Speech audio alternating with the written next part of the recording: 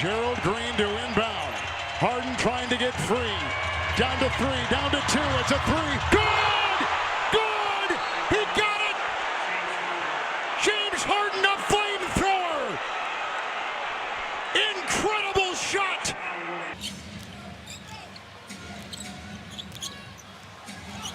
Rockets on the left side.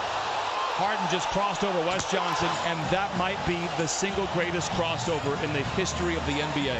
Allow me to have this dance. Down goes Johnson. Too much sauce. Murray and Harden. Hides licking his chops. He fell down. James Harden is one of the best players we've seen in the 2010s and generally speaking an all-time great player already in most people's eyes.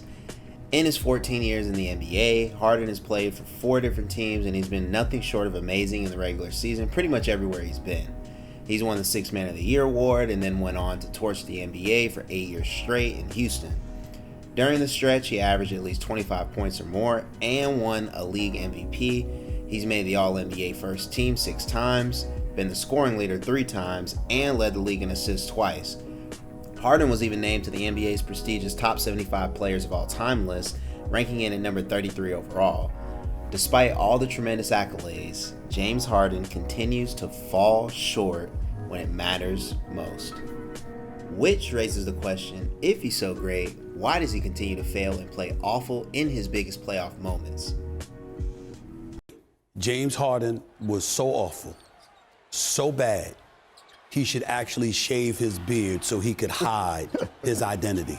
That's how bad he was. I mean, it was really, really bad. I say that in all seriousness. I'm not joking. I worked in Philadelphia for 17 years.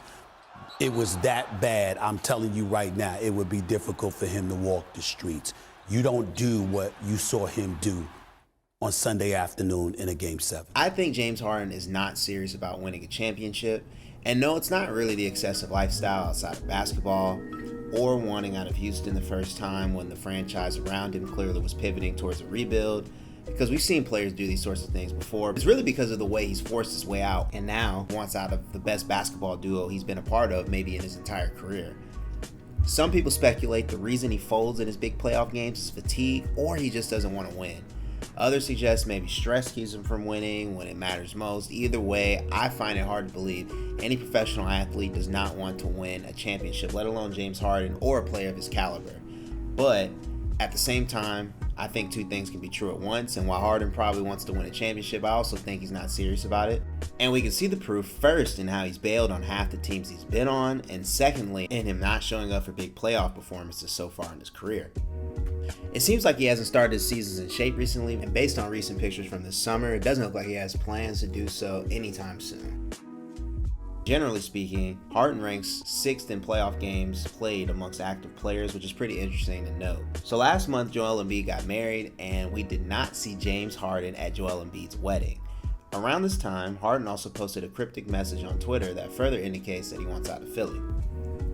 Earlier this summer, James Harden decided to opt in to his $35.6 million contract, and from a business perspective, he did this for 2 reasons. Obviously to secure the bag and to leave Philly. We know last year he took a pay cut to bolster the 76ers' chances of winning it all, and it's very likely opting in was his best chance to recoup those lost M's, and I also think this confirms that he knows he can't get a max contract elsewhere. It's insane to me because his willingness or lack thereof to be all in for the 76ers really has drastic implications on the entire Eastern Conference. Harden furthering the narrative that he wants out from a team contract with subtle actions outside of work wouldn't be a first, but again, we find ourselves at a place where Harden's decision could impact the entire Eastern Conference, specifically for contenders in the East and how the 76ers will fit into that picture. If Harden is all in, the Sixers have a chance to contend for a championship. If he's not all in, and if he actually is going to be traded, they can't compete with the Celtics or the Bucks, and that's just the bottom line. On that note, if Harden's all bought in, and if that makes the 76ers a true contender, we could end the video contemplating a million different what-ifs. What we know is that Harden has a history of underperforming in big playoff games. He wants out of Philly. He still has great moments left, but clearly isn't worth the max deal anymore, and that playing with Joel Embiid in the East has been his best chance of winning a championship. I cannot see what value Harden would see from a basketball perspective in going back to Houston, but insiders are saying that the Heat and the Clippers are expected to emerge in the Harden sweepstakes. The Heat and the Clippers trading for Harden would be very interesting, one for how it impacts Dame's trade sweepstakes with the Heat, and second for how it could impact Russell Westbrook for the Clippers. We all remember how the Russell Westbrook and Harden project ended in the bubble. Daryl Morey recently said not to focus too much on the roster in July, which makes sense to me, and we can read into that as little or as much as we want, but for the most part I think his point overall is valid. The roster today won't be at all what it will look like in February of next year, but at the same time a lot of championship rosters add crucial pieces during this summer free agency period, so it does sort of matter either way. It's sort of like when people say that early to mid regular season doesn't matter when it clearly does, since all the games add up one way or another. Further examining the Sixers front office situation, it's probably safe to assume that the honeymoon phase for Daryl Morey will most likely end after next season if results don't materialize into a conference championship and finals appearance soon.